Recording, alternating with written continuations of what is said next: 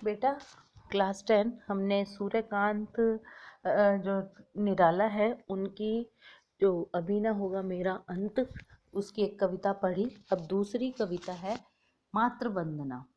ठीक है बेटा, मातृ वंदना कविता में कवि ने क्या कहा है पहले देखते हैं। कब क्या भावार्थ है, इसका सार क्या है इसको लिखने के पीछे। देखिए,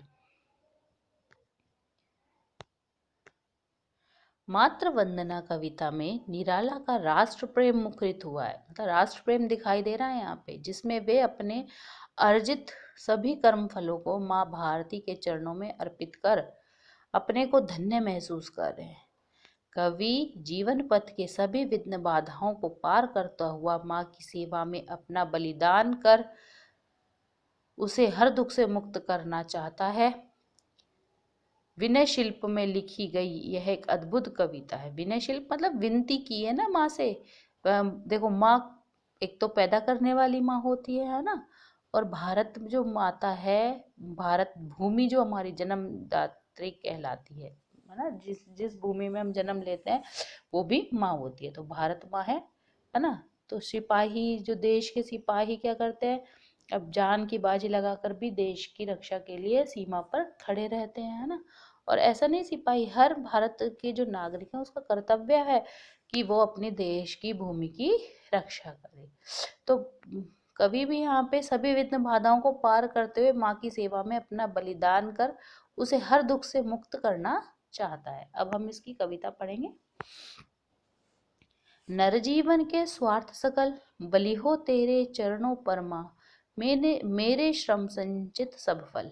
नर जीवन के स्वार्थ सकल, ये मानव जीवन के, हे माँ, ये मानव जीवन के जो स्वार्थ से भरे हुए सकल सभी जो कर्म हैं, बलि हो तेरे चरणों पर, तेरे चरणों पर बलि हो, सब चढ़ जाएं, या तेरे चरणों पर ये जितने भी लोगों के सारे स्वार्थ, जो स्वार्थ रूपी वो है सारे कर्म मनुष्य जीवन के, वो तेरे चरणों में बलिदान हो जाएं। मेरे श्रम सिंचित सफल, और मेरे परिश्रम से सिंचित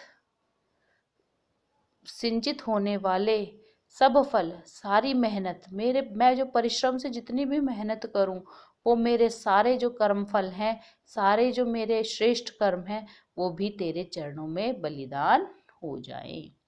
जीवन के रथ पर चढ़कर, जीवन रूपी रथ पर मैं चढ़कर सदा मृत्यु पथ पर बढ़कर हमेशा मैं मृत्यु के रास्ते पर आगे बढ़ता जाऊं।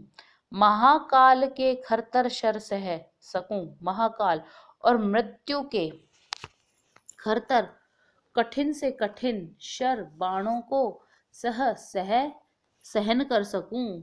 मुझे तू कर दृढ़ तर, और माँ तू मुझे इतना बलवान बना दे। हे माँ, तू मुझे इतना बलवान बना दे कि मैं हमेशा जीवन के रथ पर चढ़कर सदा हमेशा ही मृत्यु के पथ पर आगे बढ़ता रहूं, और जो मृत्यु है उसके जो कितने ही तीखे बाण, कितने ही कठोर बाण मेरे ऊपर ऊपर कोई छोड़े तो भी मैं उन्हें सहन कर सकूं। ठीक है बेटा। जागे मेरे उर में तेरी मूर्ति, अश्रु जल धोत विमल। जागे जग जाए मेरे उर मतलब होता है हृदय, मेरे हृदय में तेरी मूर्ति, तुम्हारी मूर्ति, अश्रु जल धोत विमल, जो कि कैसी है, आंसुओं के जल से धुली होने के कारण स्वच्छ हो गई है। जो मूर्ति तुम्हारी जो मूर्ति आंसुओं के जल से धुली होने के कारण स्वच्छ हो गई है, वो मेरे हृदय में जग जाए। दृग जल से पा बल बलि दुख कर दूं, दृग जल से और आंसुओं के जल से पाबल बलि कर दूं, आंसुओं के जल से अपने आप को इतना शक्तिशाली महसूस करूं कि मैं अपने आप को बलिदान कर दूं। जननी जन्म श्रम संचित फल, हे माँ, ये जो जन्म है, मेरे जन्म के परिश्रम के जो संचित फल हैं, जो मेरी मेहनत के इकट्ठे किए हुए कर्म हैं, और मेरी मेहनत के जो कर्म फल हैं, वो मैं तेरे चरणों पे बलिदान कर दूं। बाधाएं तन पर, चाहे कितनी ही बाधाएं आए मुझ पर, देखूं तुझे नैन भर, मैं तुझे हमेशा नैन भर के मतलब निहारता रहूं। नैन भर मतलब जितना मेरा मन करे मैं उतना देखता रहूं। मुझे देख तू सजल दृगों से, और तुझे तुझे क्या है, तू मुझे कैसे देखेगी, तू मुझे आंसुओं से भरे हुए नेत्रों से देखेगी। अपलक उर के शतदल पर क्लेद युक्त अपना तन दूंगा।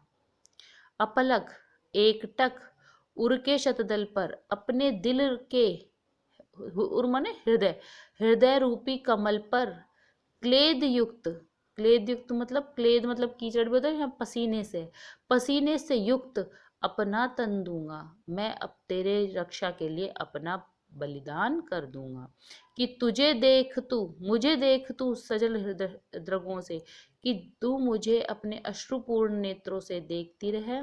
अपलक अटक एकटक उर के शतदल पर, और हृदय रूपी कमल पर विराजमान होते हुए पसीने युक्त मैं अपना बलिदान, अपने तन का बलिदान तेरी रक्षा के लिए कर दूंगा। मुक्त करूंगा तुझे अटल, और तुझे हमेशा के लिए मुक्त कर दूंगा।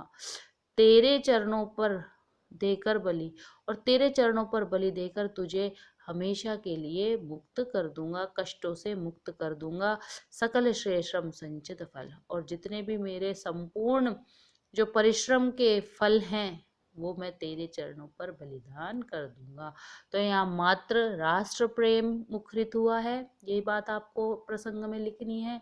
और ये भी कि अपनी भारत माँ को अपने तन का बलिदान देकर उसकी पूर्ण रूप से रक्षा करने का भावार्थ यहाँ पे मुखरित हो रहा है। तो विनय, विनय पत्रिका जैसे होती है ना, विनय पत्रिका होती है, ऐसे ही विनय उसमें लिखा गया है ये, ठीक है। विनय इसमें भाव है, ठीक है बेटा। तो ये अच्छे से आप एक बार देख लेना, फिर क्वेश्चन आंसर हम नेक्स्ट वीडियो में कर लेंगे।